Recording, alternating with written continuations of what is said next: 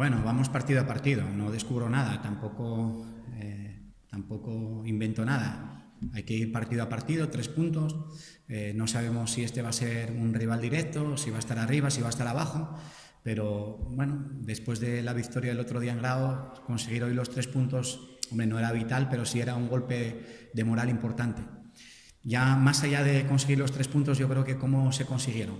Yo creo que se consiguieron, fuimos merecedores de los 3 puntos. Una pena tener que sufrir ahí al final los 2 últimos minutos, cuando era un partido para haber resuelto, cerrado el partido ya con mucha antelación. Tuvimos opciones, no las rematamos y al final, mira, un balón parado en un córner, pues nos hacen el gol y el último minuto, pues siempre pasa eso, ¿no? Un balón arriba, pues la incertidumbre de un rebote, un mal despeje, pero bueno, para estar por lo menos hasta mañana muy contentos. Bueno, disfrutar hoy de la victoria, ya pensando un poco en el partido del próximo fin de semana contra los Vitorianos.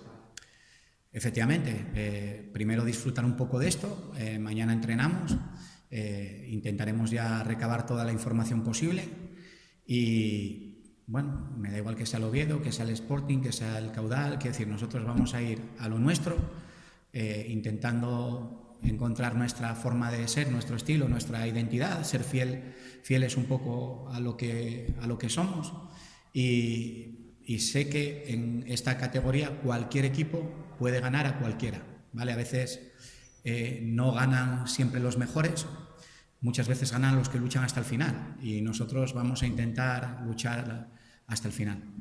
Bueno, como decías al final, 2-2 con estos 2 partidos, con las 2 victorias y como comentabas además hoy con el equipo. En tercera hay muy buenos equipos.